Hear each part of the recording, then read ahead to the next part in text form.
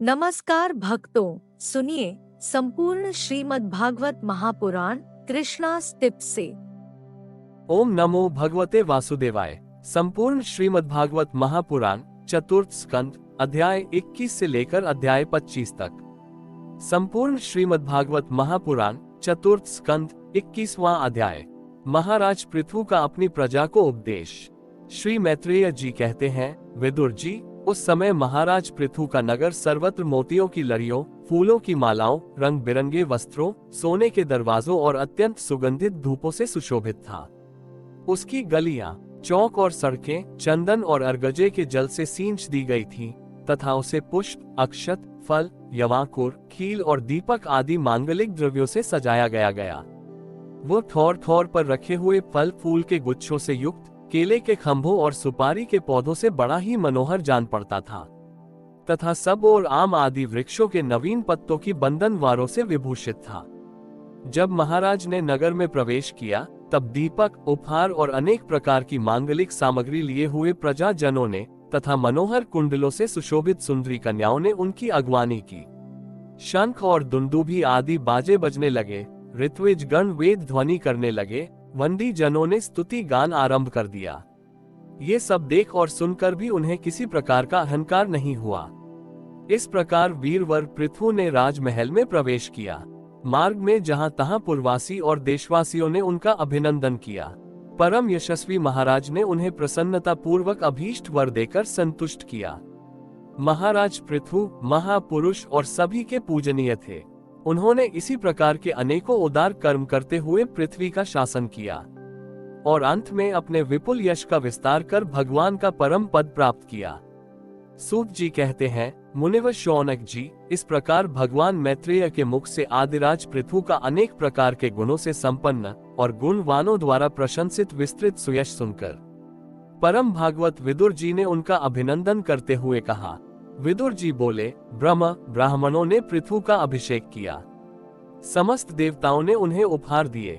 उन्होंने अपनी भुजाओं में वैष्णव तेज को धारण किया और उससे पृथ्वी का दोहन किया।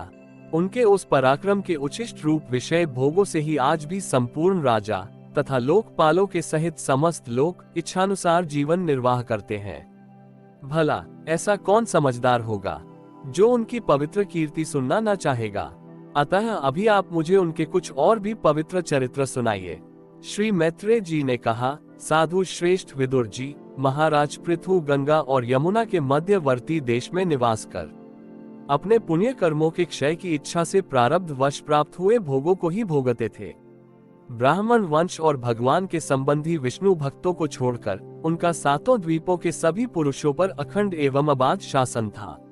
एक बार उन्होंने एक महासत्र की दीक्षा ली। उस समय वहां देवताओं, ब्रह्मर्षियों और राजर्षियों का बहुत बड़ा समाज एकत्र हुआ। उस समाज में महाराज पृथु ने उन पूजनीय अतिथियों का यथा योग्य सत्कार किया और फिर उस सभा में नक्षत्र मंडल में चंद्रमा के समान खड़े हो गए। उनका शरीर ऊंचा, भुजाएं भरी और विशाल, रंग गोरा, नेत्र कमल के समान सुंदर और अरुण वर्ण, नासिका सुघड़, मुख मनोहर, स्वरूप सौम्य, कंधे ऊंचे और मुस्कान से युक्त दंत पंक्ति सुंदर थी। उनकी छाती चौड़ी, कमर का पिछला भाग स्थूल और उदर पीपल के पत्ते के समान सुडौल तथा बल पड़े हुए होने से और भी सुंदर जान पड़ता था। नाभि भंवर के समान गंभीर थी, शरीर तेजस्वी था, जंघाएं सुवर्ण के समान देदीप्यमान थी तथा पैरों के पंजे उभरे हुए थे। उनके बाल बारीक, घुंघराले, काले और चिकने थे। गर्दन शंख के समान उतार चढ़ाव वाली तथा रेखाओं से युक्त थी और वे उत्तम बहुमूल्य धोती पहने और वैसी ही चादर ओढ़े थे। दीक्षा के नियमानुसार उन्होंने समस्त आभूषण उतार दिए थे। इसी से उनके शरीर के अंग प्रत्यंग की शोभा अपने स्वाभाविक रूप में स्पष्ट झलक रही थी। वे शरीर पर कृष्ण मृग का चर्म और हाथों में कुशा धारण किए हुए थे। इससे उनके शरीर की कांति और भी बढ़ गई थी। वे अपने सारे नित्य कृत्य यथा विधि संपन्न कर चुके थे। राजा पृथु ने मानो सारी सभा को हर्ष से सराबोर करते हुए अपने शीतल एवं स्नेह पूर्ण नेत्रों से चारों ओर देखा और फिर अपना भाषण प्रारंभ किया।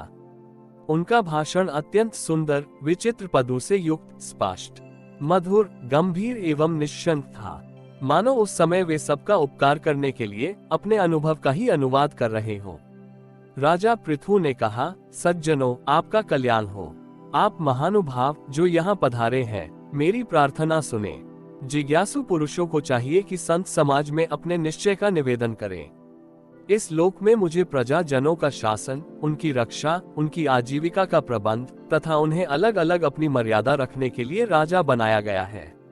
अतः इनका यथावत पालन करने से मुझे उन्हीं मनोरथ पूर्ण करने वाले लोकों की प्राप्ति होनी चाहिए, जो वेदवादी मुनियों के मतानुसार संपूर्ण कर्मों के साक्षी श्री हरि के प्रसन्न होने पर मिलते हैं। जो राजा प्रजा को धर्म मार्ग की शिक्षा न देकर केवल उससे कर वसूल करने में लगा रहता है, वह केवल प्रजा के पाप का ही भागी होता है और अपने ऐश्वर्य से हाथ धो बैठता है। अतः प्रिय प्रजाजन, अपने इस राजा का परलोक में हित करने के लिए आप लोग परस्पर दोष दृष्टि छोड़कर हृदय से भगवान को याद रखते हुए अपने अपने कर्तव्य का पालन करते रहिए, क्योंकि आपका स्वार्थ भी इसी में है और इस प्रकार मुझ पर भी आपका बड़ा अनुग्रह होगा। विशुद्ध चित्त देवता, पितर और महर्षि गण, आप भी मेरी इस प्रार्थना का अनुमोदन कीजिए, क्योंकि कोई भी कर्म हो, मरने के अनंतर उसके कर्ता, उपदेष्टा और समर्थक को उसका समान फल मिलता है। माननीय सज्जनों, किन्हीं श्रेष्ठ महानुभावों के मत में तो कर्मों का फल देने वाले भगवान यज्ञपति ही हैं, क्योंकि यह लोक और परलोक दोनों ही जगह कोई कोई शरीर बड़े तेजों में देखे जाते हैं। मनु, उत्तानपाद, महीपति ध्रुव, राजर्षि प्रियव्रत, हमारे दादा अंक तथा ब्रह्मा, शिव, प्रहलाद, बलि और इसी कोटि के अन्यान्य महानुभावों के मत में तो धर्म, अर्थ, काम, मोक्ष रूप चतुर्वर्ग तथा स्वर्ग और अपवर्ग के स्वाधीन नियामक कर्म फलदाता रूप से भगवान गदाधर की आवश्यकता है ही। इस विषय में तो केवल मृत्यु के दौहित्रवेन आदि कुछ शोचनीय और धर्म विमूढ़ लोगों का ही मतभेद है, अतः उसका कोई विशेष महत्व नहीं हो सकता। जिनके चरण कमलों की सेवा के लिए निरंतर बढ़ने वाली अभिलाषा, उन्हीं के चरण नख से निकली हुई गंगा जी के समान संसार ताप से संतप्त जीवों के समस्त जन्मों के संचित मनोमल को तत्काल नष्ट कर देती है।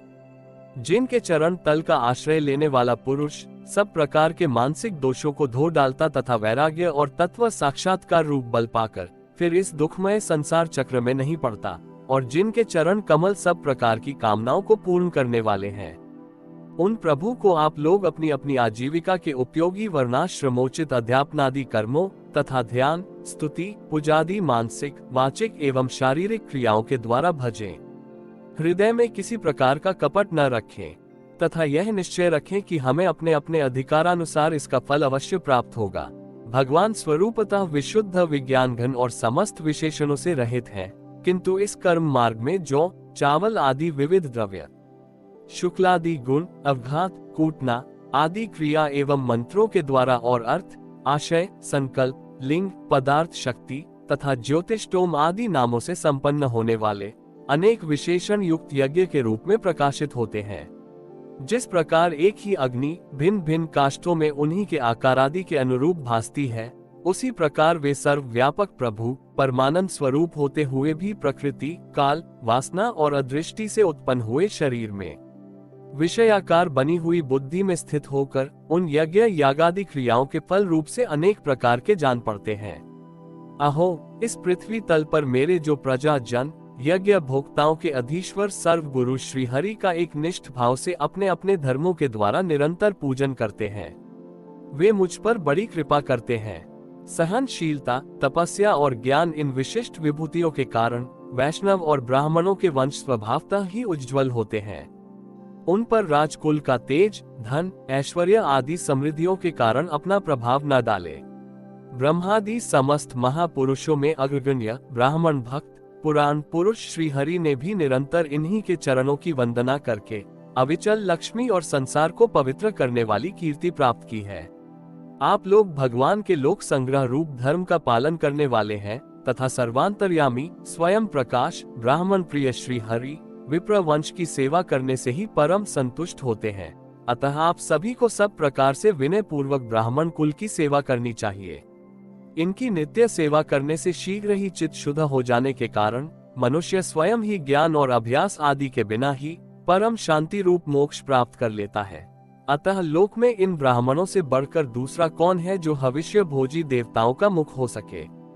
उपनिषदों के ज्ञान परक वचन एकमात्र जिनमें ही गतार्थ होते हैं, वे भगवान अनंत, इंद्रादि यज्ञीय देवताओं के नाम से तत्वज्ञानियों द्वारा ब्राह्मणों के मुख में श्रद्धा पूर्वक हवन किए हुए पदार्थ को जैसे चाव से ग्रहण करते हैं, वैसे ही चेतना शून्य अग्नि में होमे हुए द्रव्य को नहीं ग्रहण करते।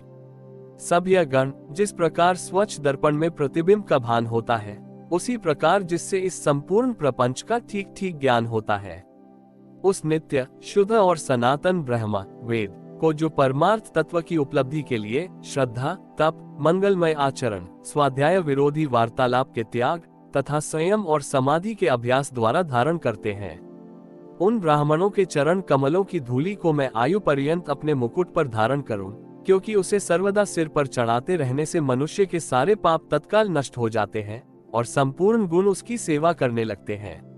उस गुणवान, शील संपन्न, कृतज्ञ और गुरुजनों की सेवा करने वाले पुरुष के पास सारी संपदाएं अपने आप आ जाती हैं। अतः मेरी तो यही अभिलाषा है कि ब्राह्मण कुल, गोवंश और भक्तों के सहित श्री भगवान मुझ पर प्रसन्न रहें। श्री मैत्रेय जी कहते हैं, महाराज पृथु का ये भाषण सुनकर देवता, पितर और ब्राह्मण आदि सभी साधु जन बड़े प्रसन्न हुए और साधु साधु यो कहकर उनकी प्रशंसा करने लगे। उन्होंने कहा, पुत्र के द्वारा पिता पुण्य लोकों को प्राप्त कर लेता है। ये श्रुति यथार्थ है। पापी वेन ब्राह्मणों के शाप से मारा गया था, फिर भी इनके पुण्य बल से उसका नरक से निस्तार हो गया। इसी प्रकार हिरण्यकशिपु भी भगवान की निंदा करने के कारण नरकों में गिरने वाला ही था, कि अपने पुत्र प्रहलाद के प्रभाव से उन्हें पार कर गया। वीरवर पृथु जी, आप तो पृथ्वी के पिता ही हैं और सब लोकों के एकमात्र स्वामी श्री हरि में भी आपकी ऐसी अविचल भक्ति है, इसलिए आप अनंत वर्षों तक जीवित रहें। आपका सुयश बड़ा पवित्र है। आप उदार कीर्ति, ब्राह्मणीय देव श्री हरि की कथाओं का प्रचार करते हैं। हमारा बड़ा सौभाग्य है। आज आपको अपने स्वामी के रूप में पाकर हम अपने को भगवान के ही राज्य में समझते हैं। स्वामी, अपने आश्रितों को इस प्रकार का श्रेष्ठ उपदेश देना आपके लिए कोई आश्चर्य की बात नहीं है, क्योंकि अपनी प्रजा के ऊपर प्रेम रखना तो करुणामय महापुरुषों का स्वभाव ही होता है। हम लोग प्रारब्धवश विवेकहीन होकर संसारारण्य में भटक रहे थे, सो प्रभो, आज आपने हमें इस अज्ञानांधकार के पार पहुंचा दिया। आप शुद्ध सत्व में परम पुरुष हैं, जो ब्राह्मण जाति में प्रविष्ट होकर क्षत्रियों की और क्षत्रिय जाति में प्रविष्ट होकर ब्राह्मणों की तथा दोनों जातियों में प्रतिष्ठित होकर सारे जगत की रक्षा करते हैं। हमारा आपको नमस्कार है। संपूर्ण श्रीमद्भागवत महापुराण, चतुर्थ स्कंद, 22वां अध्याय। महाराज पृथु को सनकादि का उपदेश। श्री मैत्रेय जी कहते हैं, जिस समय प्रजाजन परम पराक्रमी पृथ्वीपाल पृथु की इस प्रकार प्रार्थना कर रहे थे, उसी समय वहां सूर्य के समान तेजस्वी 4 मुनीश्वर आए। राजा और उनके अनुचरों ने देखा तथा पहचान लिया कि वे सिद्धेश्वर अपनी दिव्य कांति से संपूर्ण लोकों को पाप निर्मुक्त करते हुए आकाश से उतर कर आ रहे हैं। राजा के प्राण सनकादिकों का दर्शन करते ही जैसे विषयी जीव विषयों की ओर दौड़ता है, उनकी ओर चल पड़े, मानो उन्हें रोकने के लिए ही वे अपने सदस्यों और अनुयायियों के साथ एकाएक उठकर खड़े हो गए।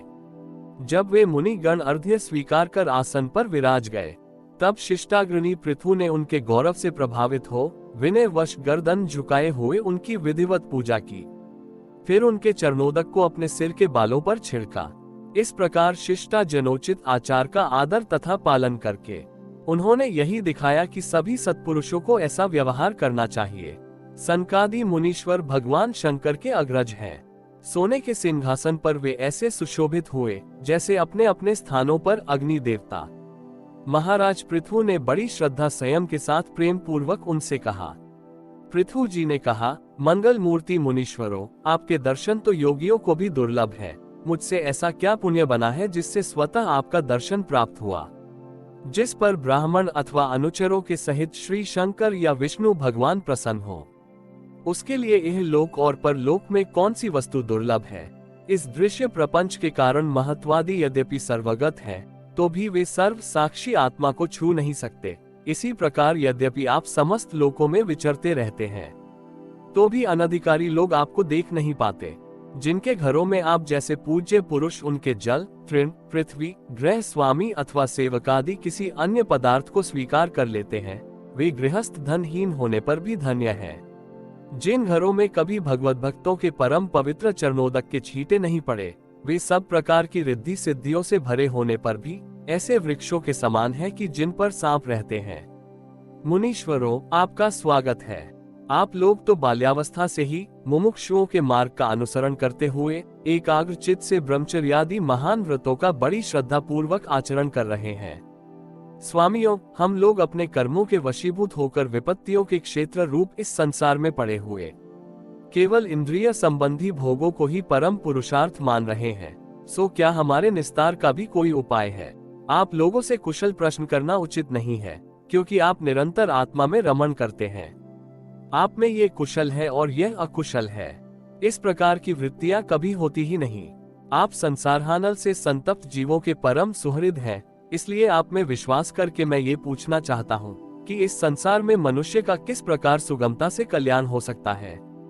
यह निश्चय है कि जो आत्मवान धीर पुरुषों में आत्मा रूप से प्रकाशित होते हैं और उपासकों के हृदय में अपने स्वरूप को प्रकट करने वाले हैं, वे अजन्मा भगवान नारायण ही अपने भक्तों पर कृपा करने के लिए आप जैसे सिद्ध पुरुषों के रूप में इस पृथ्वी पर विचरा करते हैं। श्री मैत्रेय जी कहते हैं, राजा पृथु के ये युक्ति युक्त गंभीर परिमित और मधुर वचन सुनकर श्री सनय कुमार जी बड़े प्रसन्न हुए और कुछ मुस्कुराते हुए कहने लगे। श्री सनय कुमार जी ने कहा, महाराज, आपने सब कुछ जानते हुए भी समस्त प्राणियों के कल्याण की दृष्टि से बड़ी अच्छी बात पूछी है।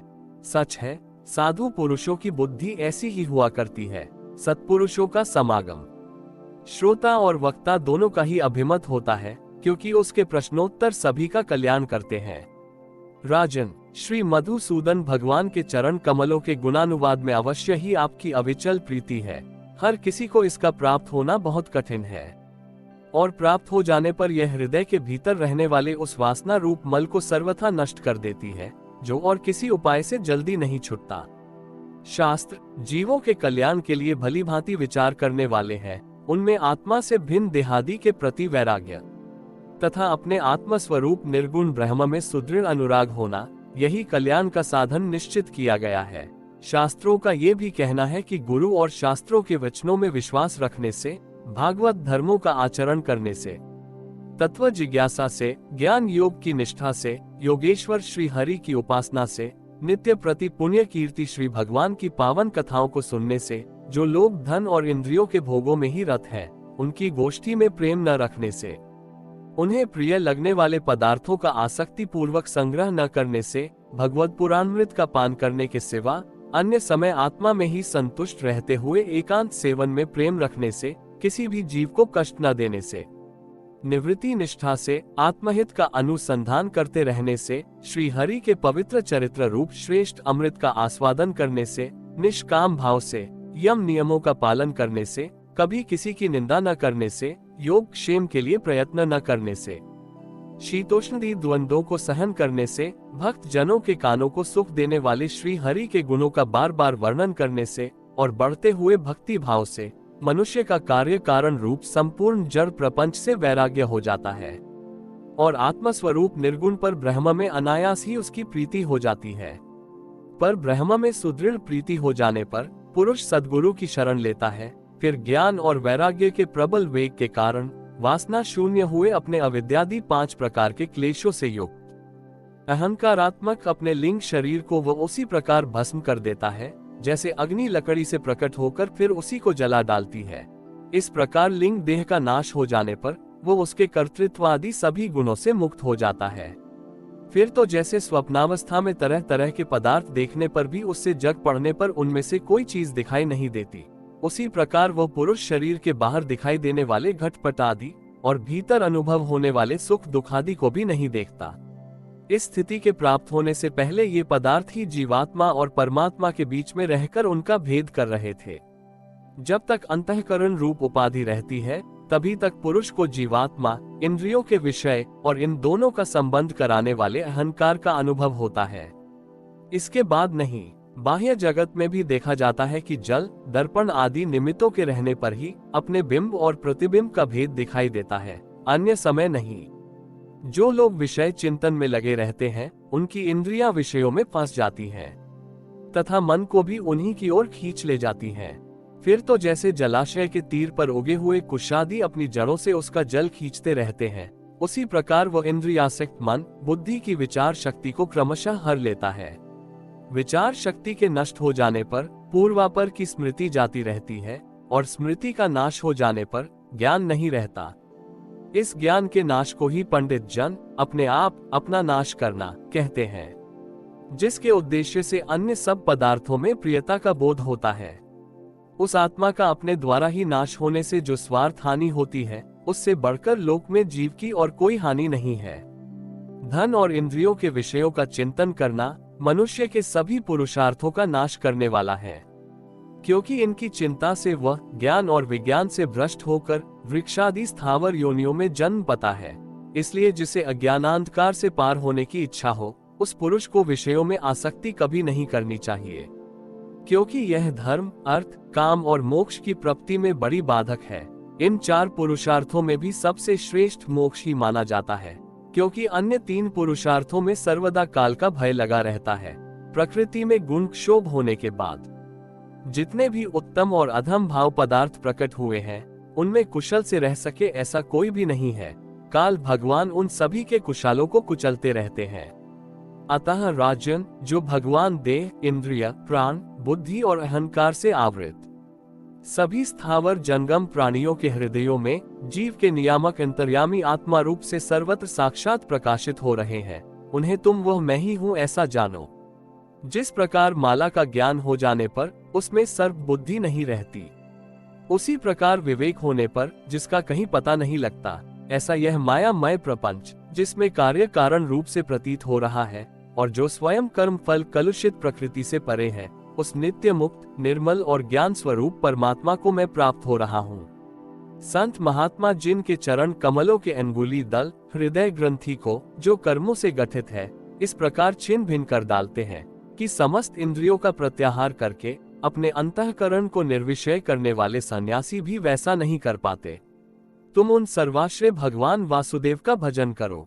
जो लोग मन और इंद्रिय रूप मगरों से भरे हुए इस संसार सागर को योग आदि दुष्कर साधनों से पार करना चाहते हैं, उनका उस पार पहुंचना कठिन ही है, क्योंकि उन्हें कर्णधार रूप श्री हरि का आश्रय नहीं है।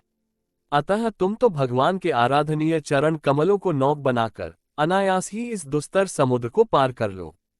श्री मैत्रेय जी कहते हैं, विदुर जी ब्रह्मा जी के पुत्र आत्मज्ञानी सनय कुमार जी से इस प्रकार आत्म तत्व का उपदेश पाकर महाराज पृथु ने उनकी बहुत प्रशंसा करते हुए कहा।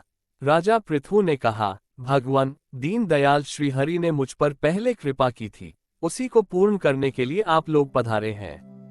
आप लोग बड़े ही दयालु हैं। जिस कार्य के लिए आप लोग पधारे थे, उसे आप लोगों ने अच्छी तरह संपन्न कर दिया। अब इसके बदले में मैं आप लोगों को क्या दूं? मेरे पास तो शरीर और इसके साथ जो कुछ है, वो सब महापुरुषों का ही प्रसाद है। ब्रह्म, प्राण, स्त्री, पुत्र, सब प्रकार की सामग्रियों से भरा हुआ भवन, राज्य, सेना, पृथ्वी और कोश, ये सब कुछ आप ही लोगों का है, अतः आपके ही श्री चरणों में अर्पित है। वास्तव में तो सेनापतित्व, राज्य, दंड विधान और संपूर्ण लोकों के शासन का अधिकार वेद शास्त्रों के ज्ञाता ब्राह्मणों को ही है। ब्राह्मण अपना ही खाता है, अपना ही पहनता है और अपनी ही वस्तु दान देता है। दूसरे क्षत्रिय आदि तो उसी की कृपा से अन्न खाने को पाते हैं। आप लोग वेद के पारगामी हैं। आपने अध्यात्म तत्व का विचार करके हमें निश्चित रूप से समझा दिया है कि भगवान के प्रति इस प्रकार की अभेद शक्ति ही उनकी उपलब्धि का प्रधान साधन है। आप लोग परम कृपालु हैं, अतः अपने इस दीनोद्धार रूप कर्म से ही सर्वदा संतुष्ट रहें। आपके इस उपकार का बदला कोई क्या दे सकता है? उसके लिए प्रयत्न करना भी अपनी हंसी कराना ही है। श्री मैत्रेय जी कहते हैं, विदुर जी, फिर आदिराज पृथु ने आत्मज्ञानियों में श्रेष्ठ सनकादि की पूजा की और वे उनके शील की प्रशंसा करते हुए सब लोगों के सामने ही आकाश मार्ग से चले गए। महात्माओं में अग्रगण्य महाराज पृथु उनके आत्मोपदेश पाकर चित्त की एकाग्रता से आत्मा में ही स्थित रहने के कारण अपने को कृतकृत्य सा अनुभव करने लगे। वे ब्रह्मार्पण बुद्धि से समय, स्थान, शक्ति, न्याय और धन के अनुसार सभी कर्म करते थे। इस प्रकार एकाग्र चित्त से समस्त कर्मों का फल परमात्मा को अर्पण करके आत्मा को कर्मों का साक्षी एवं प्रकृति से अतीत देखने के कारण वे सर्वथा निर्लिप्त रहे। जिस प्रकार सूर्य देव सर्वत्र प्रकाश करने पर भी वस्तुओं के गुण दोष से निर्लेप रहते हैं, उसी प्रकार सार्वभौम साम्राज्य लक्ष्मी से संपन्न और गृहस्थाश्रम में रहते हुए भी अहंकार शून्य होने के कारण वे इंद्रियों के विषयों में आसक्त नहीं हुए।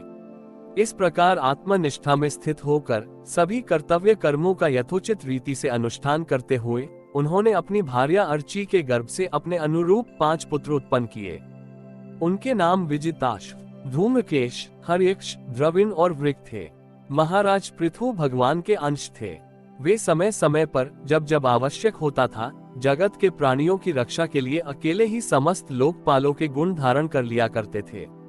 अपने उदार मन, प्रिय और हितकर वचन, मनोहर मूर्ति और सौम्य गुणों के द्वारा प्रजा का रंजन करते रहने से दूसरे चंद्रमा के समान उनका राजा ये नाम सार्थक हुआ। सूर्य जिस प्रकार गर्मी में पृथ्वी का जल खींचकर वर्षा काल में उसे पुनः पृथ्वी पर बरसा देता है तथा अपनी किरणों से सबको ताप पहुंचाता है, उसी प्रकार वे कर रूप से प्रजा का धन लेकर उसे दुष्कालादि के समय मुक्त हस्त से प्रजा के हित में लगा देते थे तथा सब पर अपना प्रभाव जमाए रखते थे। वे तेज में अग्नि के समान दुर्धर्ष, इंद्र के समान अजेय, पृथ्वी के समान क्षमाशील और स्वर्ग के समान मनुष्यों की समस्त कामनाएं पूर्ण करने वाले थे।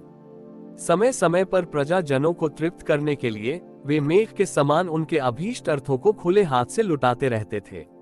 वे समुद्र के समान गंभीर और पर्वत राज सुमेरु के समान धैर्यवान भी थे। महाराज पृथु दुष्टों का दमन करने में यमराज के समान, आश्चर्यपूर्ण वस्तुओं के संग्रह में हिमालय के समान, कोष की समृद्धि करने में कुबेर के समान और धन को छिपाने में वरुण के समान थे। शारीरिक बल, इंद्रियों की पटुता तथा पराक्रम में सर्वत्र गतिशील वायु के समान और तेज की असहता में भगवान शंकर के समान थे। सौंदर्य में कामदेव के समान, उत्साह में सिंह के समान, वात्सल्य में मनु के समान और मनुष्यों के आधिपत्य में सर्वसमर्थ ब्रह्मा जी के समान थे। ब्रह्म विचार में बृहस्पति, इंद्रिय जय में साक्षात श्री हरि तथा गौ, ब्राह्मण, गुरु जन एवं भगवत भक्तों की भक्ति, लज्जा, विनय, शील एवं परोपकार आदि गुणों में अपने ही समान अनुपम थे। लोग त्रिलोकी में सर्वत्र उच्च स्वर से उनकी कीर्ति का गान करते थे। इससे वे स्त्रियों तक के कानों में वैसे ही प्रवेश पाए हुए थे जैसे सत्पुरुषों के हृदय में श्री राम। संपूर्ण श्रीमद्भागवत महापुराण, चतुर्थ स्कंध, 23वां अध्याय। राजा पृथु की तपस्या और परलोक गमन। श्री मैत्रेय जी कहते हैं, इस प्रकार महामनस्वी प्रजापति पृथु ने स्वयमेव अन्नादि तथा पुरग्रामदि सर्ग की व्यवस्था करके स्थावर जगम सभी की आजीविका का सुभिता कर दिया तथा साधु जनोचित धर्मों का खूब पालन किया। मेरी अवस्था कुछ ढल गई है और जिसके लिए मैंने इस लोक में जन्म लिया था उस प्रजा रशन रूप ईश्वराज्ञा का पालन भी हो चुका है, अतः अब मुझे अंतिम पुरुषार्थ मोक्ष के लिए प्रयत्न करना चाहिए। ये सोचकर उन्होंने अपने विरह में रोती हुई अपनी पुत्री रूपा पृथ्वी का भार पुत्रों को सौंप दिया और सारी प्रजा को बिलखती छोड़कर वे अपनी पत्नी सहित अकेले ही तपोवन को चल दिए। वहां भी वे वानप्रस्थ आश्रम के नियमानुसार उसी प्रकार कठोर तपस्या में लग गए जैसे पहले गृहस्थाश्रम में अखंड व्रत पूर्वक पृथ्वी को विजय करने में लगे थे। कुछ दिन तो उन्होंने कंद, मूल, फल खाकर बिताए, कुछ काल सूखे पत्ते खाकर रहे, फिर कुछ पखवाड़ों तक जल पर ही रहे और इसके बाद केवल वायु से ही निर्वाह करने लगे। वीर वर पृथु मुनि वृत्ति से रहते थे। गर्मियों में उन्होंने पंचाग्नियों का सेवन किया। वर्षा ऋतु में खुले मैदान में रहकर अपने शरीर पर जल की धाराएं सही और जाड़े में गले तक जल में खड़े रहे। वे प्रतिदिन मिट्टी की वेदी पर ही शयन करते थे। उन्होंने शीतोष्णी सब प्रकार के द्वंद्वों को सहा तथा वाणी और मन का संयम करके ब्रह्मचर्य का पालन करते हुए प्राणों को अपने अधीन किया। इस प्रकार श्री कृष्ण की आराधना करने के लिए उन्होंने उत्तम तप किया। इस क्रम से उनकी तपस्या बहुत पुष्ट हो गई और उसके प्रभाव से कर्म मल नष्ट हो जाने के कारण उनका चित्त सर्वथा शुद्ध हो गया।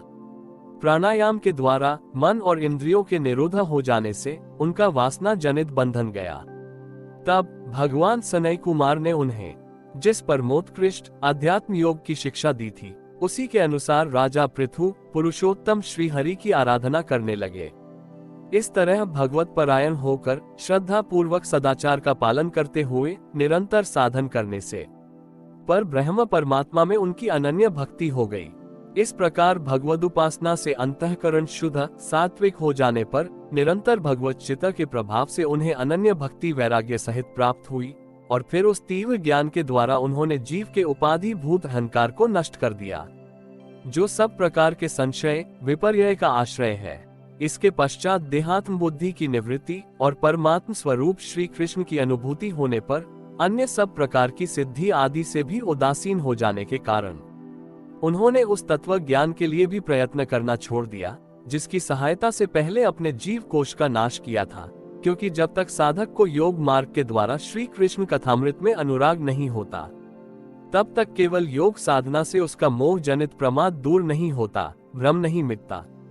फिर जब अंतकाल उपस्थित हुआ तो वीरवर पृथु ने अपने चित्त को दृढ़ता पूर्वक परमात्मा में स्थिर कर ब्रह्म भाव में स्थित हो अपना शरीर त्याग दिया। उन्होंने एड़ी से गुदा के द्वार को रोककर प्राण वायु को धीरे धीरे मूलाधार से ऊपर की ओर उठाते हुए उसे क्रमशः नाभि, हृदय, वक्षस्थल, कंठ और मस्तक में स्थित किया। फिर उसे और ऊपर की ओर ले जाते हुए क्रमशः ब्रह्मरंध्र में स्थिर किया। अब उन्हें किसी प्रकार के सांसारिक भोगों की लालसा नहीं रही। फिर यथास्थान विभाग करके प्राण वायु को समष्टि वायु में, पार्थिव शरीर को पृथ्वी में और शरीर के तेज को समष्टि तेज में लीन कर दिया। हृदय आकाशादि देहावच्छिन्न आकाश को महाकाश में और शरीरगत रुधिरादि जलीय अंश को समष्टि जल में लीन किया। इसी प्रकार फिर पृथ्वी को जल में, जल को तेज में, तेज को वायु में और वायु को आकाश में लीन किया। तदनंतर मन को सविकल्प ज्ञान में, जिनके अधीन वह रहता है, उन इंद्रियों में, इंद्रियों को उनके कारण रूप तन्मात्राओं में और सूक्ष्म भूतों तन्मात्राओं के कारण अहंकार के द्वारा आकाश, इंद्रिय और तन्मात्राओं को उसी अहंकार में लीन कर अहंकार को मह तत्व में लीन किया। फिर संपूर्ण गुणों की अभिव्यक्ति करने वाले उस मह अतत्व को मायोपाधिक जीव में स्थित किया। तदनंतर उस माया रूप जीव की उपाधि को भी उन्होंने ज्ञान और वैराग्य के प्रभाव से अपने शुद्ध ब्रह्म स्वरूप में स्थित होकर त्याग दिया। महाराज पृथु की पत्नी महारानी अर्ची भी उनके साथ वन को गई थी।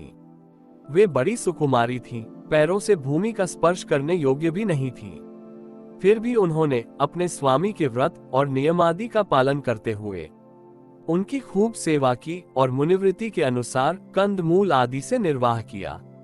इससे यद्यपि वे बहुत दुर्बल हो गई थी, तो भी प्रियतम के कर स्पर्श से सम्मानित होकर उसी में आनंद मानने के कारण उन्हें किसी प्रकार कष्ट नहीं होता था।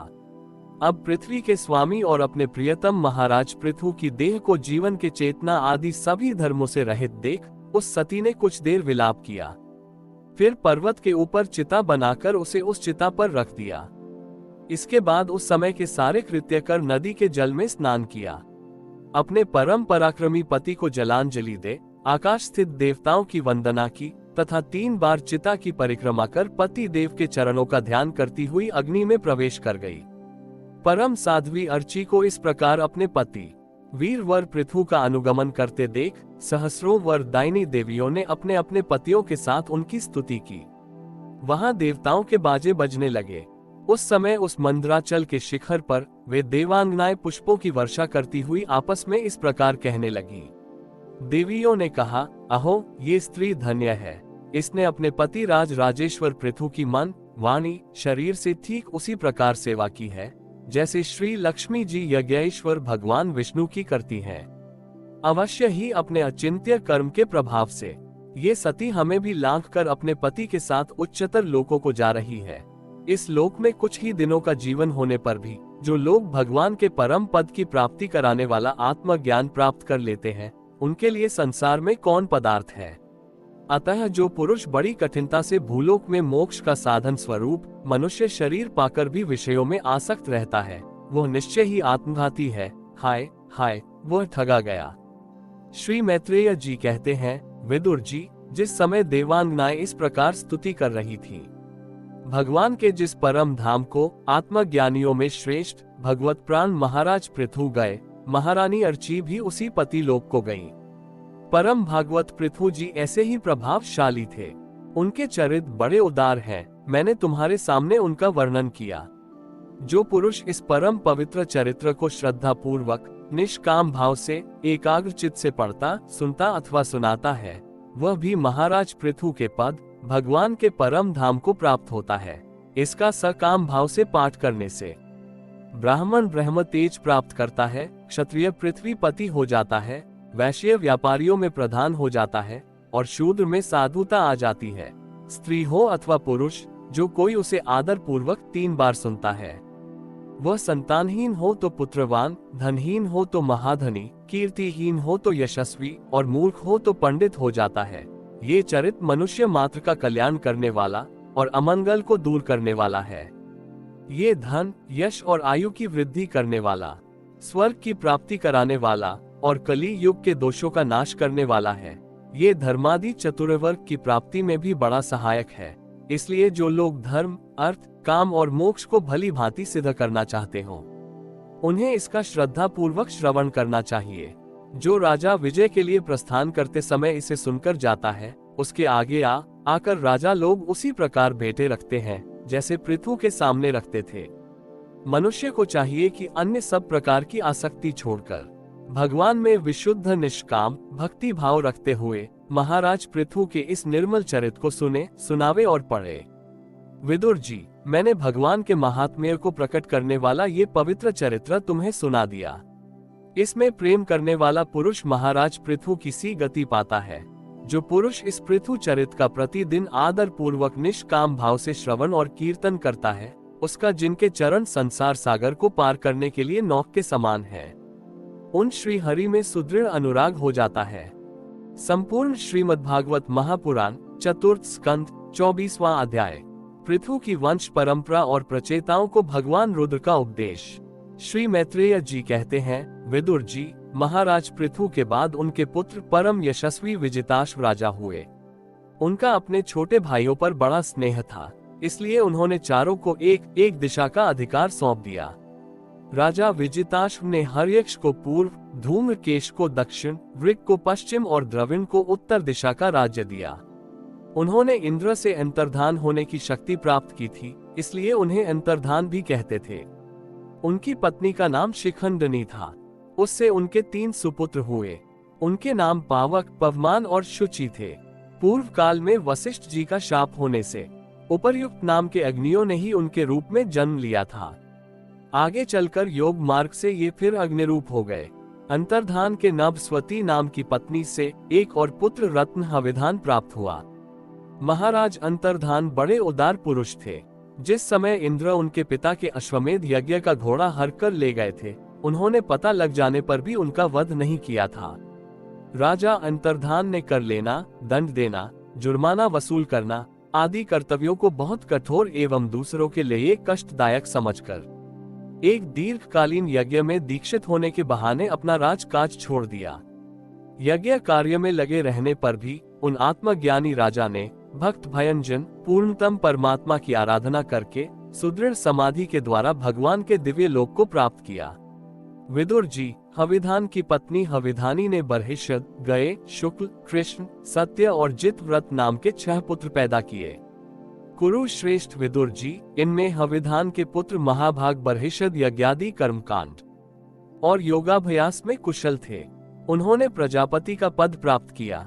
उन्होंने एक स्थान के बाद दूसरे स्थान में लगातार इतने यज्ञ किए कि यह सारी भूमि पूर्व की ओर अग्रभाग करके फैलाए हुए कुशों से पट गई थी। इसी से आगे चलकर वे प्राचीन बरही नाम से विख्यात हुए। राजा प्राचीन बरही ने ब्रह्मा जी के कहने से समुद्र की कन्या शतद्रुति से विवाह किया था। सर्वांग सुंदरी किशोरी शतद्रुति सुंदर वस्त्राभूषणों से सज धज कर विवाह मंडप में जब भांवर देने के लिए घूमने लगी, तब स्वयं अग्निदेव भी मोहित होकर उसे वैसे ही चाहने लगे जैसे शुकी को चाहा था। नव विवाहिता शतद्रुति ने अपने नूपुरों की झनकार से ही दिशा विदिशाओं के देवता, असुर, गंधर्व, मुनि, सिद्ध, मनुष्य और नाग सभी को वश में कर लिया था। शतद्रुति के गर्भ से प्राचीन बरही के प्रचेता नाम के 10 पुत्र हुए। वे सब बड़े ही धर्मज्ञ तथा एक से नाम और आचरण वाले थे। जब पिता ने उन्हें संतान उत्पन्न करने का आदेश दिया, तब उन सब ने तपस्या करने के लिए समुद्र में प्रवेश किया। वहां 10,000 वर्ष तक तपस्या करते हुए उन्होंने तप का फल देने वाले श्री हरि की आराधना की।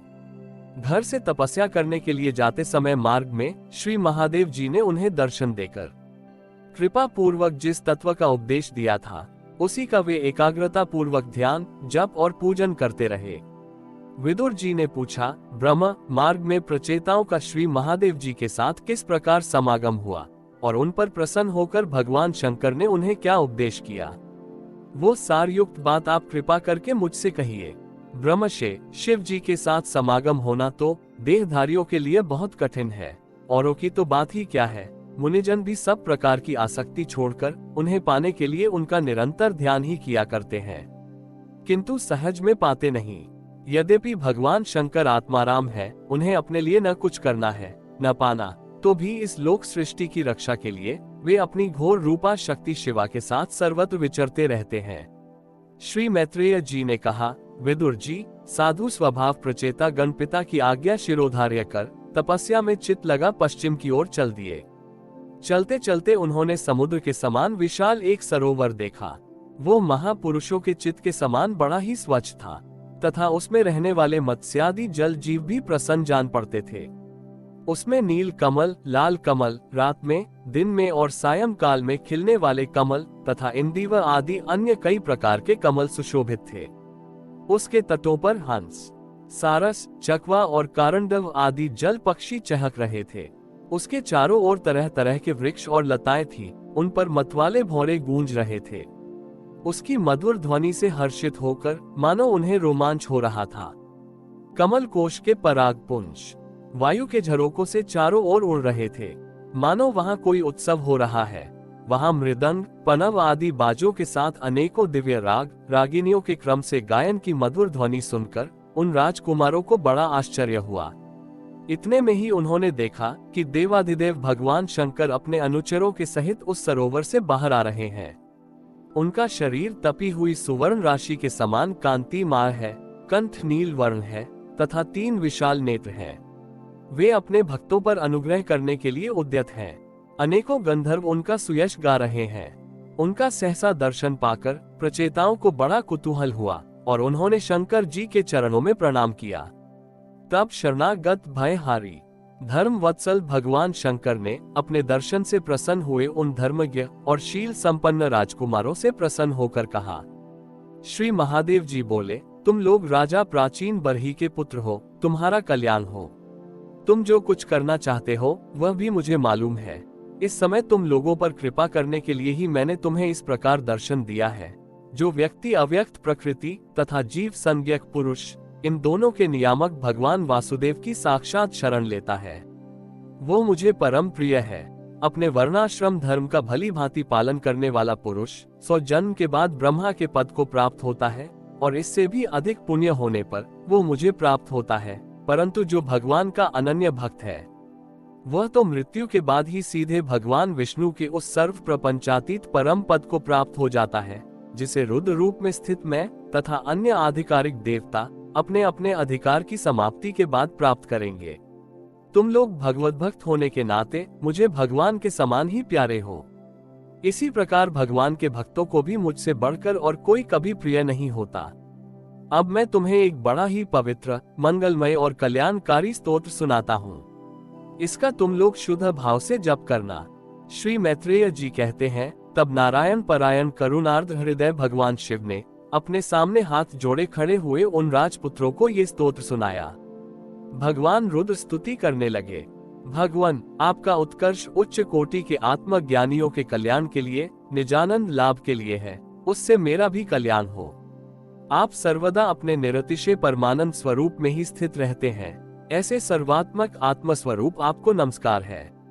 आप पद्मनाभ, समस्त लोकों के आदि कारण है, भूत सूक्ष्म तन्मात्र और इंद्रियों के नियंता, शांत, एक रस और स्वयं प्रकाश वासुदेव, चित्त के अधिष्ठाता भी आप ही हैं। आपको नमस्कार है। आप ही सूक्ष्म अव्यक्त, अनंत और मुखाग्नि के द्वारा संपूर्ण लोकों का संहार करने वाले अहंकार के अधिष्ठाता संकर्षण तथा जगत के प्रकृष्ट ज्ञान के उद्गम स्थान बुद्धि के अधिष्ठाता प्रद्युम्न है। आपको नमस्कार है। आप ही इंद्रियों के स्वामी, मनस्तत्व के अधिष्ठाता भगवान अनिरुद्ध हैं। आपको बार बार नमस्कार है। आप अपने तेज से जगत को व्याप्त करने वाले सूर्य देव हैं। पूर्ण होने के कारण आप में वृद्धि और क्षय नहीं होता। आपको नमस्कार है। आप स्वर्ग और मोक्ष के द्वार तथा निरंतर पवित्र हृदय में रहने वाले हैं। आपको नमस्कार है। आप ही सुवर्ण रूप वीर्य से युक्त और चातुर्होत्र कर्म के साधन तथा विस्तार करने वाले अग्निदेव हैं। आपको नमस्कार है। आप पितर और देवताओं के पोषक सोम हैं तथा तीनों वेदों के अधिष्ठाता हैं। हम आपको नमस्कार करते हैं। आप ही समस्त प्राणियों को तृप्त करने वाले सर्वरस जल रूप हैं। आपको नमस्कार है। आप समस्त प्राणियों के देव पृथ्वी और विराट स्वरूप है तथा त्रिलोकी की रक्षा करने वाले मानसिक, इंद्रियक और शारीरिक शक्ति स्वरूप वायु प्राण है। आपको नमस्कार है।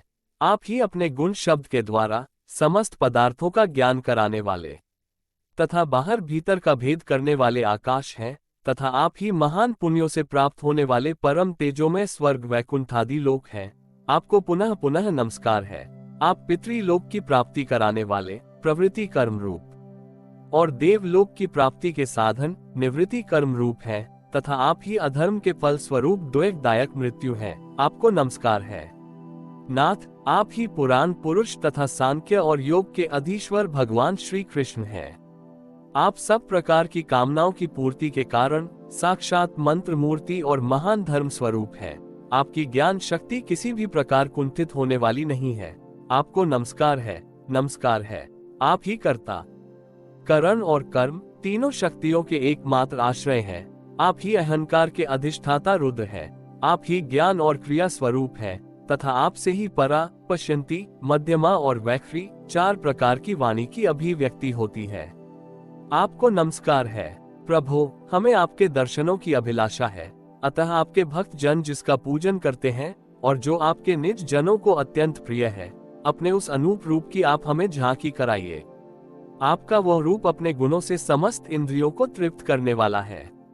वो वर्षाकालीन मेघ के समान स्निग्ध श्याम और संपूर्ण सौंदर्यों का सार सर्वस्व है। सुंदर चार विशाल भुजाएं, महामनोहर मुखारविंद, कमल दल के समान नेत्र, सुंदर भौहें, सुघड़ नासिका, मनमोहिनी दंत पंक्ति, अमोल कपोल युक्त मनोहर मुख मंडल और शोभा वाली समान कर्ण युगल है। प्रीतिपूर्ण उन्मुक्त हास्य, तिरछी चितवन, काली काली घुंघराली अलखें, कमल कुसुम की केसर के समान फहराता हुआ पीताम्बर, झिल मिलाते हुए कुंडल, चमचमाते हुए मुकुट, कनकन, हार, नूपुर और मेखला आदि विचित्र आभूषण तथा शंख, चक्र, गदा, पद्म, वनमाला और कौस्तुभ मणि के कारण उसकी अपूर्व शोभा है। उसके सिंह के समान स्थूल कंधे हैं, जिन पर हार, केयूर एवं कुंडल आदि की कांति झिलमिलाती रहती है तथा कौस्तुभ मणि की कांति से सुशोभित मनोहर ग्रीवा है। उसका श्यामल वक्षः स्थल श्रीवत्स चिन्ह के रूप में लक्ष्मी जी का नित्य निवास होने के कारण कसौटी की शोभा को भी मात करता है। उसका त्रिवली से सुशोभित पीपल के पत्ते के समान सुडौल उदर श्वास के आने जाने से हिलता हुआ बड़ा ही मनोहर जान पड़ता है। उसमें जो भंवर के समान चक्करदार नाभि है, वो इतनी गहरी है कि उससे उत्पन्न हुआ यह विश्व मानो फिर उसी में लीन होना चाहता है। श्याम वर्ण कटी भाग में पीताम्बर और सुवर्ण की मेखला शोभायमान है। समान और सुंदर चरण, पिंडली, जांघ और घुटनों के कारण आपका दिव्य विग्रह बड़ा ही सुघड़ जान पड़ता है। आपके चरण कमलों की शोभा शरद ऋतु के कमल दल की कांति का भी तिरस्कार करती है। उनके नखों से जो प्रकाश निकलता है, वह जीवों के हृदयाधिकार को तत्काल नष्ट कर देता है। हमें आप कृपा करके भक्तों के भयहारी एवं आश्रय स्वरूप उसी रूप का दर्शन कराइए। जगगुरु, हम अज्ञान वृत प्राणियों को अपनी प्राप्ति का मार्ग बतलाने वाले आप ही हमारे गुरु हैं। प्रभु, चित्त शुद्धि की अभिलाषा रखने वाले पुरुष को आपके इस रूप का निरंतर ध्यान करना चाहिए। इसकी भक्ति ही स्वधर्म का पालन करने वाले पुरुष को अभय प्रदान करने वाली है। स्वर्ग का शासन करने वाला इंद्र भी आपको ही पाना चाहता है तथा विशुद्ध आत्मज्ञानियों की गति भी आप ही है। इस प्रकार आप सभी देहधारियों के लिए अत्यंत दुर्लभ हैं। केवल भक्ति महापुरुष ही आपको पा सकते हैं। सत्पुरुषों के लिए भी दुर्लभ, अनन्य भक्ति से भगवान को प्रसन्न करके, जिनकी प्रसन्नता किसी अन्य साधना से दुस्साध्य है, ऐसा कौन होगा जो उनके चरण तल के अतिरिक्त और कुछ चाहेगा। जो काल अपने अदम्य उत्साह और पराक्रम से फड़कती हुए भौं के इशारे से सारे संसार को संहार कर डालता है, वह भी आपके चरणों की शरण में गए हुए प्राणी पर अपना अधिकार नहीं मानता। ऐसे भगवान के प्रेमी भक्तों का यदि आधे क्षण के लिए भी समागम हो जाए तो उसके सामने मैं स्वर्ग और मोक्ष को कुछ नहीं समझता, फिर मर्त्य लोक के तुच्छ भोगों की तो बात ही क्या है। प्रभु, आपके चरण संपूर्ण पाप राशि को हर लेने वाले हैं। हम तो केवल यही चाहते हैं कि जिन लोगों ने आपकी कीर्ति और तीर्थ गंगा जी में आंतरिक और बाह्य स्नान करके मानसिक और शारीरिक दोनों प्रकार के पापों को धो डाला है, तथा जो जीवों के प्रति दया, राग, द्वेष रहित चित्त तथा सरलता आदि गुणों से युक्त है, उन आपके भक्त जनों का संग हमें सदा प्राप्त होता रहे। यही हम पर आपकी बड़ी कृपा होगी। जिस साधक का चित्त भक्ति योग से अनुग्रहित एवं विशुद्ध होकर न तो बाह्य विषयों में भटकता है और न अज्ञान गुह रूप प्रकृति में ही लीन होता है, वह अनायास ही आपके स्वरूप का दर्शन पा जाता है, जिसमें ये सारा जगत दिखाई देता है। और जो स्वयं संपूर्ण जगत में भास रहा है, वह आकाश के समान विस्तृत और परम प्रकाशमय ब्रह्म तत्व आप ही हैं। भगवान, आपकी माया अनेक प्रकार के रूप धारण करती है। इसी के द्वारा आप इस प्रकार जगत की रचना, पालन और संहार करते हैं जैसे यह कोई सद्वस्तु हो, किंतु इससे आप में किसी प्रकार का विकार नहीं आता। माया के कारण दूसरे लोगों में ही भेद बुद्धि उत्पन्न होती है। आप परमात्मा पर वह अपना प्रभाव डालने में असमर्थ होती है। आपको तो हम परम स्वतंत्र ही समझते हैं। आपका स्वरूप पंचभूत, इंद्रिय और अंतःकरण के प्रेरक रूप से उपलक्षित होता है। जो कर्मयोगी पुरुष सिद्धि प्राप्त करने के लिए तरह तरह के कर्मों द्वारा आपके इस सगुण साकार स्वरूप का श्रद्धा पूर्वक भली भांति पूजन करते हैं, वे ही वेद और शास्त्रों के सच्चे मर्मज्ञ हैं। प्रभु, आप ही अद्वितीय आदि पुरुष हैं। सृष्टि के पूर्व आपकी माया शक्ति सोई रहती है, फिर उसी के द्वारा सत्व, रज और तम रूप गुणों का भेद होता है, और इसके बाद उन्हीं गुणों से मह अतत्व, अहंकार, आकाश, वायु, अग्नि, जल, पृथ्वी, देवता, ऋषि और समस्त प्राणियों से युक्त इस जगत की उत्पत्ति होती है। फिर आप अपनी ही माया शक्ति से रचे हुए इन जरायुज, अज, स्वेद्स और उद्भिज भेद से 4 प्रकार के शरीरों में अंश रूप से प्रवेश कर जाते हैं, और जिस प्रकार मधुमक्खियां अपने ही उत्पन्न किए हुए मधु का आस्वादन करती हैं, उसी प्रकार वह आपका अंश उन शरीरों में रहकर इंद्रियों के द्वारा तुच्छ विषयों को भोगता है। आपके उस अंश को ही पुरुष जीव कहते हैं। प्रभो, आपका तत्व ज्ञान प्रत्यक्ष से नहीं अनुमान से होता है। प्रलय काल उपस्थित होने पर काल स्वरूप आप ही अपने प्रचंड एवं असह्य वेग से पृथ्वी आदि भूतों को अन्य भूतों से विचलित कराकर समस्त लोकों का संहार कर देते हैं, जैसे वायु अपने असहनीय एवं प्रचंड झोंकों से मेघों के द्वारा ही मेघों को तितर बितर करके नष्ट कर डालती है।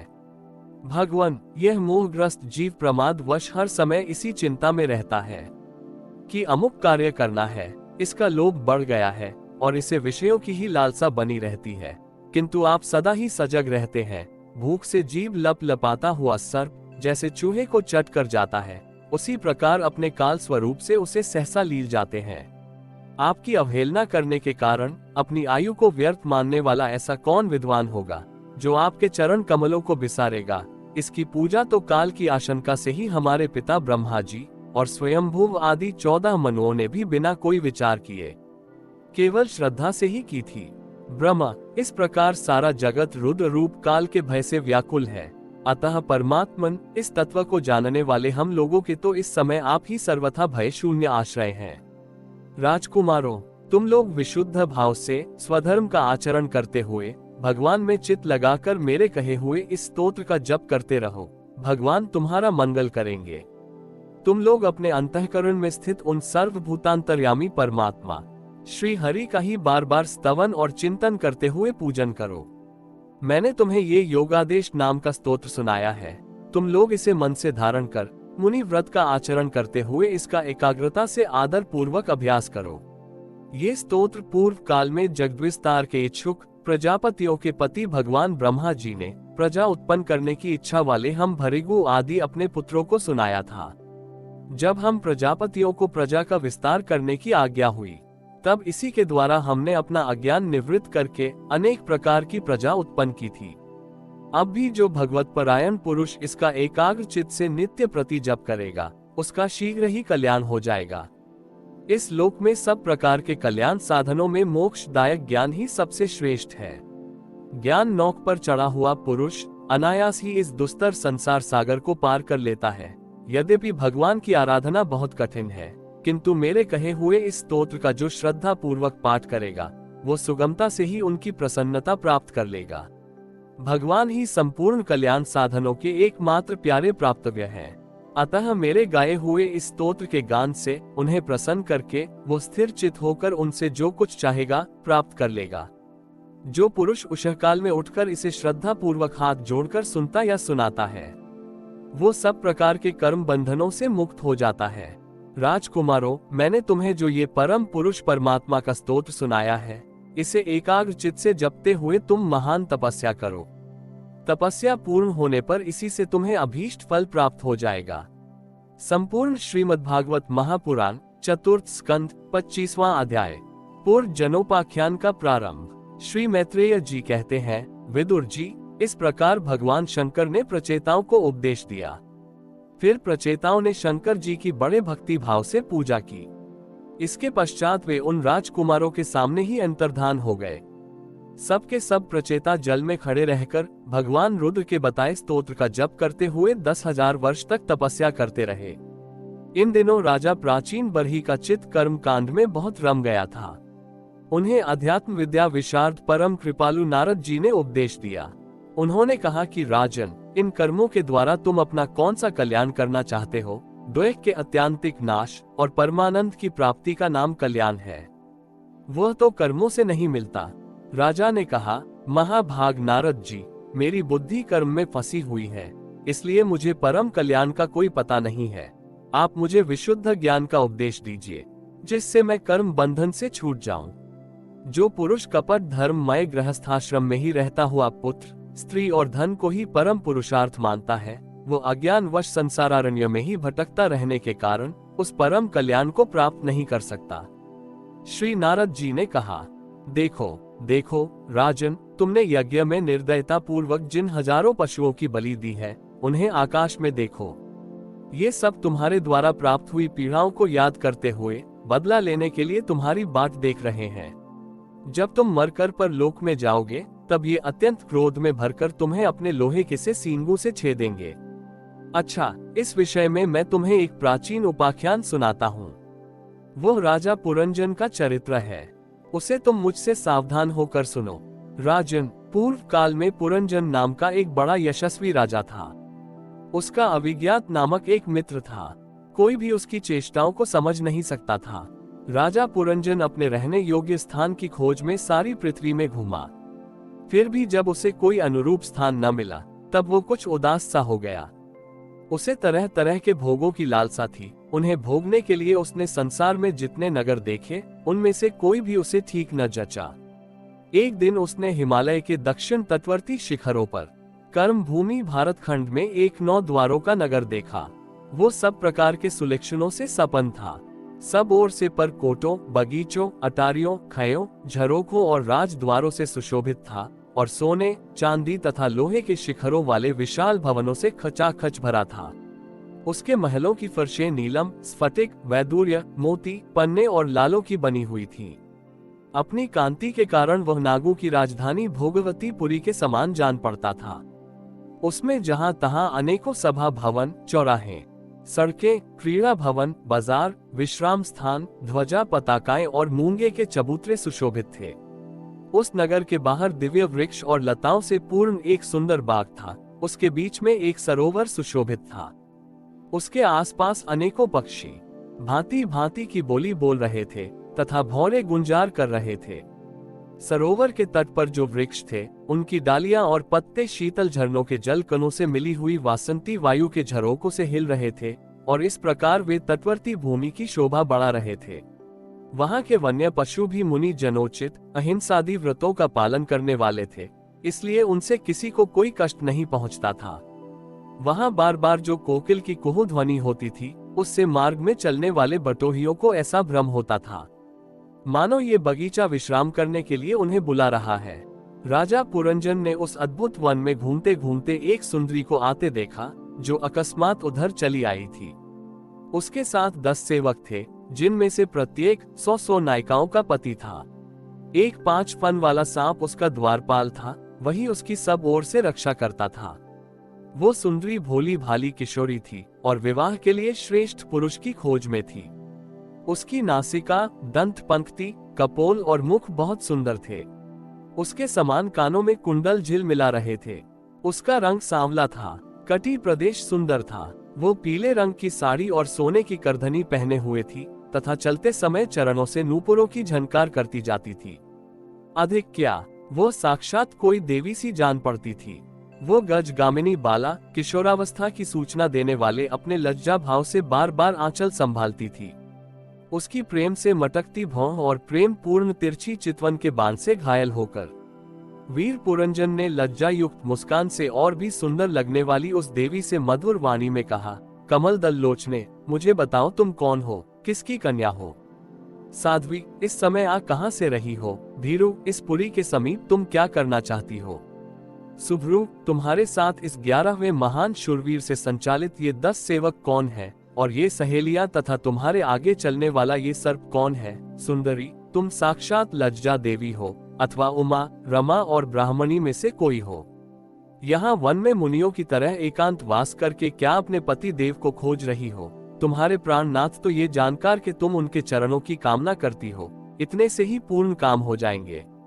अच्छा, यदि तुम साक्षात कमला देवी हो तो तुम्हारे हाथ का क्रीड़ा कमल कहाँ गिर गया? सुभगे, तुम इनमें से कोई हो नहीं, क्योंकि तुम्हारे चरण पृथ्वी का स्पर्श कर रहे हैं।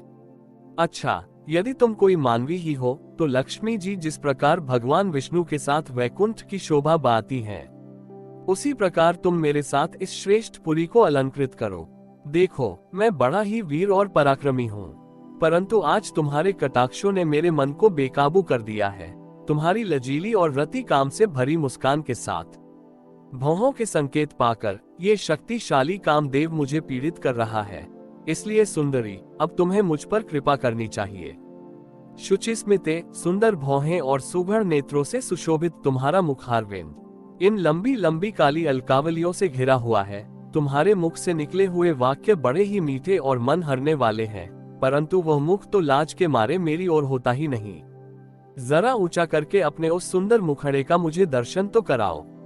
श्री नारद जी ने कहा, वीर वर, जब राजा पुरंजन ने अधीर से होकर इस प्रकार याचना की, तब उस बाला ने भी हंसते हुए उसका अनुमोदन किया। वह भी राजा को देखकर मोहित हो चुकी थी। वो कहने लगी, नर श्रेष्ठ, हमें अपने उत्पन्न करने वाले का ठीक ठीक पता नहीं है, और न हम अपने या किसी दूसरे के नाम या गोत्र को ही जानती हैं। वीर वर, आज हम सब इस पुरी में हैं, इसके सिवा मैं और कुछ नहीं जानती। मुझे इसका भी पता नहीं है कि हमारे रहने के लिए ये पुरी किसने बनाई है।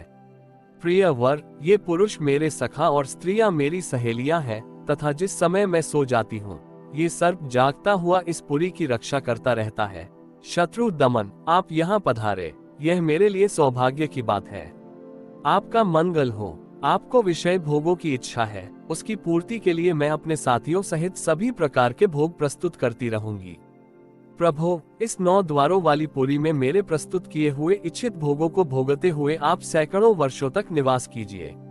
भला आपको छोड़कर मैं और किसके साथ रमण करूंगी? दूसरे लोग तो न रति सुख को जानते हैं, न विहित भोगों को ही भोगते हैं, न परलोक का ही विचार करते हैं, और न कल क्या होगा इसका ही ध्यान रखते हैं, अतएव पशुतुल्य है। अहो, इस लोक में गृहस्थाश्रम में ही धर्म, अर्थ, काम, संतान सुख, मोक्ष, सुयश और स्वर्गादि दिव्य लोकों की प्राप्ति हो सकती है। संसार त्यागी यतिजन तो इन सब की कल्पना भी नहीं कर सकते। महापुरुषों का कथन है कि इस लोक में पितर, देव, ऋषि, मनुष्य तथा संपूर्ण प्राणियों के और अपने भी कल्याण का आश्रय एकमात्र गृहस्थाश्रम ही है। वीर शिरोमणे, लोक में मेरी जैसी कौन स्त्री होगी जो स्वयं प्राप्त हुए आप जैसे सुप्रसिद्ध, उदारचित और सुंदर पति को वरण न करेगी। महाबाहो, इस पृथ्वी पर आपकी सांप जैसी गोलाकार सुकोमल भुजाओं में स्थान पाने के लिए किस कामिनी का चित्त न ललचावेगा। आप तो अपनी मधुर मुस्कान मई करुणा पूर्ण दृष्टि से हम जैसी अनाथाओं के मानसिक संताप को शांत करने के लिए ही पृथ्वी में विचर रहे हैं। श्री नारद जी कहते हैं, राजन, उन स्त्री पुरुषों ने इस प्रकार एक दूसरे की बात का समर्थन कर फिर 100 वर्षों तक उस पुरी में रहकर आनंद भोगा। गायक लोग सुमधुर स्वर में जहां तहां राजा पुरंजन की कीर्ति गाया करते थे। जब ग्रीष्म ऋतु आती तब वो अनेकों स्त्रियों के साथ सरोवर में घुसकर जल क्रीड़ा करता। उस नगर में जो 9 द्वार थे उनमें से 7 नगरी के ऊपर और 2 नीचे थे। उस नगर का जो कोई राजा होता उसके पृथक पृथक देशों में जाने के लिए ये द्वार बनाए गए थे। राजन, इनमें से 5 पूर्व, 1 दक्षिण, 1 उत्तर और 2 पश्चिम की ओर थे। उनके नामों का वर्णन करता हूँ। पूर्व की ओर खाद्योत और आविर्मुखी नाम के 2 द्वार एक ही जगह बनाए गए थे। उनमें होकर राजा पुरंजन अपने मित्र द्युमार के साथ विभराजित नामक देश को जाया करता था। इसी प्रकार उस ओर नलिनी नाम के द्वार भी एक ही जगह बनाए गए थे। उनसे होकर वह अवधूत के साथ सौरभ नामक देश को जाता था। पूर्व दिशा की ओर मुखिया नाम का जो 5वां द्वार था उसमें होकर वह रसज्ञ और विपन के साथ क्रमशः बहुदन और आपण नाम के देशों को जाता था।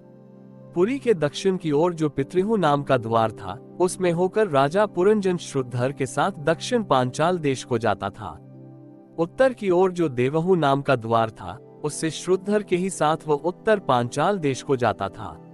पश्चिम दिशा में आसुरी नाम का दरवाजा था, उसमें होकर वह दुर्मद के साथ ग्रामक देश को जाता था, तथा नेरिति नाम का जो दूसरा पश्चिम द्वार था उससे लुब्धक के साथ वह वैश्यस नाम के देश को जाता था। इस नगर के निवासियों में निर्वाक और पेशकृत ये 2 नागरिक अंधे थे। राजा पुरंजन आंख वाले नागरिकों का अधिपति होने पर भी इन्हीं की सहायता से जहां तहां जाता और सब प्रकार के कार्य करता था। जब कभी अपने प्रधान सेवक विशुचीन के साथ अंतःपुर में जाता तब उसे स्त्री और पुत्रों के कारण होने वाले मोह, प्रसन्नता एवं हर्ष आदि विकारों का अनुभव होता। उसका चित्त तरह तरह के कर्मों में फंसा हुआ था और काम परवश होने के कारण वह मूल रमणी के द्वारा ठगा गया था। उसकी रानी जो जो काम करती थी वही वह भी करने लगता था। वो जब मद्यपान करती तब वह भी मदिरा पीता और मद से उन्मत्त हो जाता था। जब वह भोजन करती तब आप भी वही वस्तु चबाने लगता था। इसी प्रकार कभी उसके गाने पर गाने लगता, रोने पर रोने लगता, हंसने पर हंसने लगता और बोलने पर बोलने लगता। वो दौड़ती तो आप भी दौड़ने लगता, खड़ी होती तो आप भी खड़ा हो जाता, सोती तो आप भी उसी के साथ सो जाता और बैठती तो आप भी बैठ जाता। कभी वो सुनने लगती तो आप भी सुनने लगता, देखती तो देखने लगता, सूंघती तो सूंघने लगता और किसी चीज को छूती तो आप भी छूने लगता। कभी उसकी प्रिया शोकाकुल होती तो आप भी अत्यंत दीन के समान व्याकुल हो जाता। जब वह प्रसन्न होती आप भी प्रसन्न हो जाता और उसके आनंदित होने पर आप भी आनंदित हो जाता। इस प्रकार राजा पुरंजन अपनी सुंदरी रानी के द्वारा ठगा गया। सारा प्रकृति वर्ग परिक ही उसको धोखा देने लगा। वो मूर्ख विवश होकर इच्छा न होने पर भी खेल के लिए घर पर पाले हुए बंदर के समान अनुकरण करता रहता। हरि ओम तत्सत। इति श्रीमद्भागवत महापुराण चतुर्थ स्कंद अध्याय 21 से लेकर अध्याय 25 तक संपूर्ण।